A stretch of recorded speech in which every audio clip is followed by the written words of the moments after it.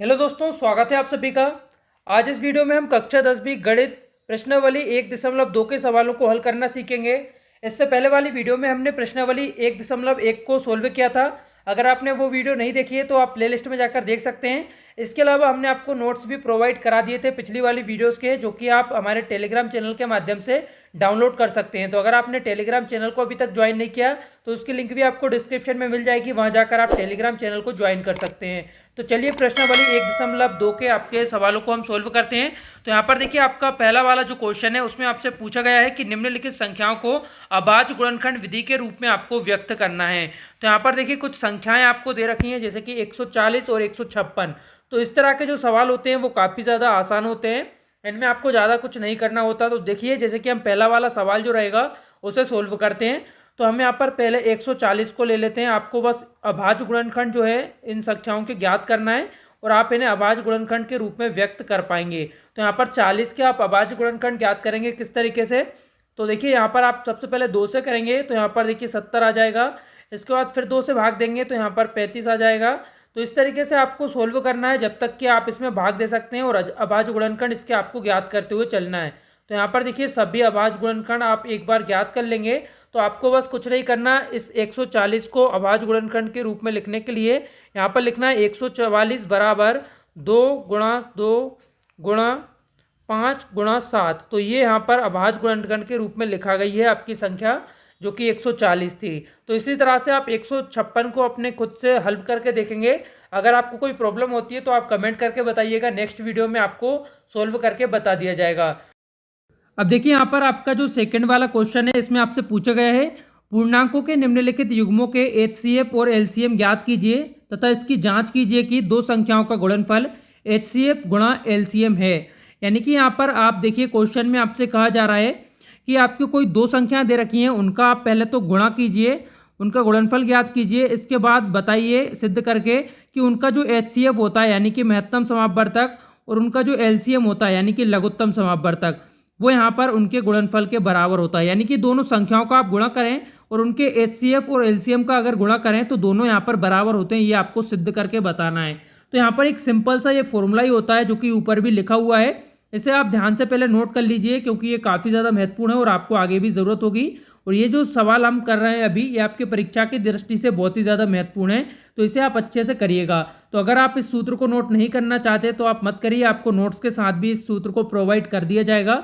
अभी यहाँ पर फिलहाल के लिए आप ध्यान में रखिए कि इस तरह का एक सूत्र होता है जिसे आपको इस तरह के सवालों में उपयोग करना है। तो यहाँ पर हम पहला वाला क्वेश्चन जो है उसे ले लेते हैं, जिसमें आपको 26 और 91 के बारे में बताना है, इसका एचसीएफ और एलसीएम ज्ञात करना है।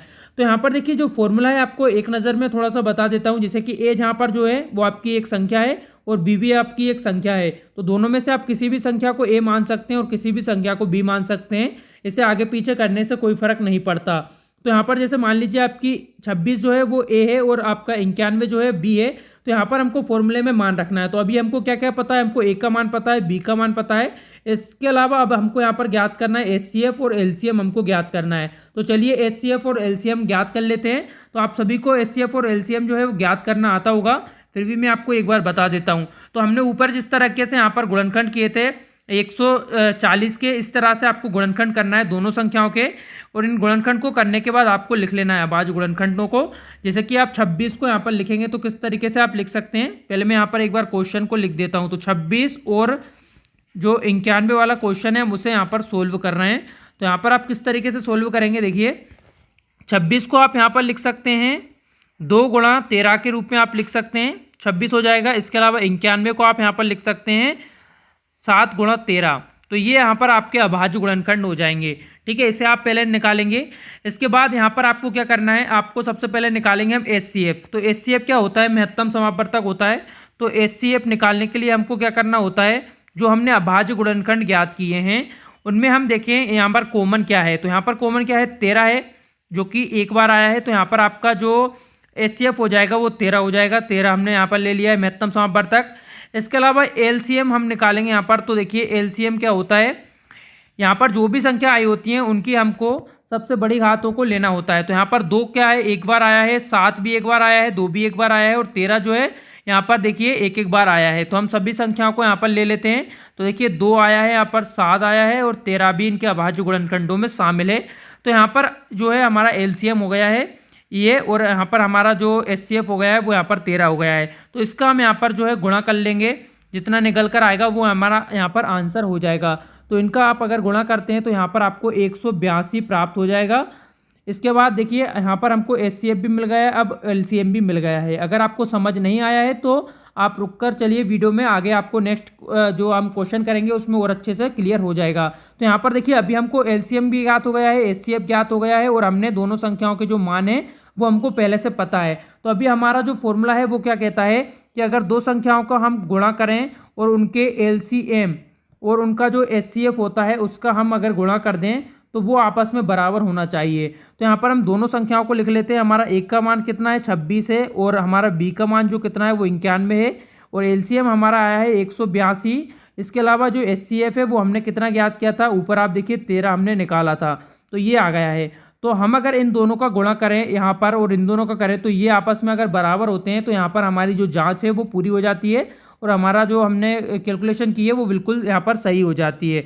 तो इन दोनों का अगर आप गुणा करते हैं तो यहाँ पर आपको मिलेगा 2366 आपको यहाँ पर मिल जाएगा। इसके अलावा यहाँ पर भी अगर आप गुणा करेंगे तो यहाँ पर भी आपको इतना ही मिलेगा, ठीक है ना। तो गुणा आप करके देख लीजिएगा। तो यहाँ पर दोनों हमारे बराबर हो गए, यानी कि हमारा जो है यहाँ पर सिद्ध हो गया है। तो यहाँ पर इति सिद्धम आप लिख सकते हैं, आप इंग्लिश में आप लिखना चाहते हैं तो लिख सकते हैं। तो यहाँ पर आपको इस तरीके से इन सवालों को सोल्व करना है। तो यहाँ पर सिंपल से सवाल हैं, एक ही फॉर्मूले के सहायता से आप आसानी से इसे कर सकते हैं। काफ़ी ज़्यादा महत्वपूर्ण है आपके एग्जाम की दृष्टि से। तो अभी मैंने आपको इसे करके बताया है, नोट्स के माध्यम से आपको और भी अच्छे से समझ आ जाएगा।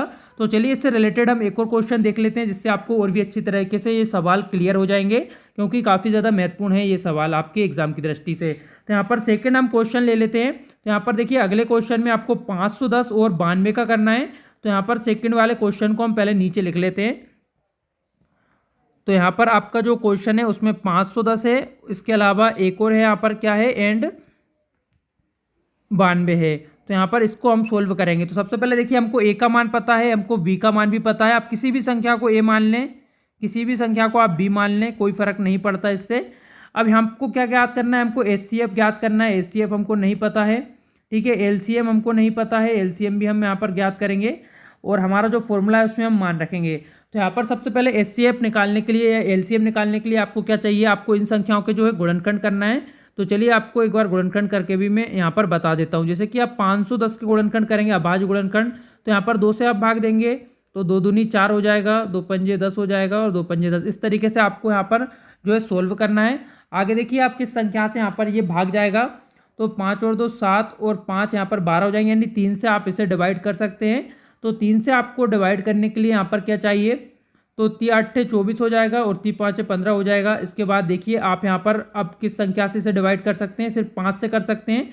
तो 5 से आप करेंगे तो कितना आएगा, यहाँ पर देखिए 17 आ जाएगा। अब ये सिर्फ संख्या जो है 17 से डिवाइड होगी। तो यहाँ पर ये इसके अभाज्य गुणनखंड हमने ज्ञात कर लिए हैं, किस संख्या के, 510 के। तो यहाँ पर 510 बराबर में हम लिखेंगे 2 गुणा 3 गुणा 5 और गुणा 17, ये हमारा यहाँ पर आ जाएगा।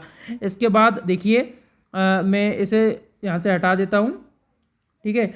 इसके बाद हम अगले संख्या का यहाँ पर करेंगे, क्योंकि आपको ये सारा जो कार्य है वो रफ कार्य में करना है। आप अगर रफ कार्य में नहीं भी करते तब भी आपका सवाल जो है गलत यहाँ पर नहीं किया जाएगा। अब देखिए 92 का हम यहाँ पर निकालेंगे तो कैसा जाएगा, फिर हम 2 से करेंगे तो 2 चौक को 8, यहाँ पर देखिए हमारा 1 बचता है तो 2 इचिंग 12, और इस तरीके से आपको पूरा है जो सवाल उसे सोल्व कर लेना है खुद से। अब इसके बाद देखिए यहाँ पर किसी और संख्या से ये डिवाइड नहीं होगा, 23 से ही जाएगा। तो यहाँ पर अभाज्य गुणनखंड हमको ज्ञात हो गए हैं 92 के भी, तो इसे भी हम इस तरीके से लिख देते हैं।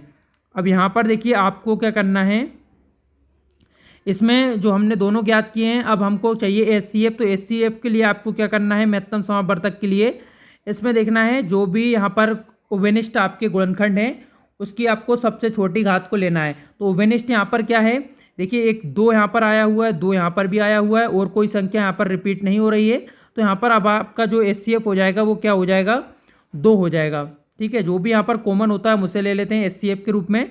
और यहाँ पर जो एलसीएम हम लेंगे तो एलसीएम के लिए आपको क्या करना है, यहाँ पर आपको जो भी संख्याएं दे रखी हैं उसमें आपको अभाज्य गुणनखंडों की सबसे बड़ी घात को यहाँ पर लेना है।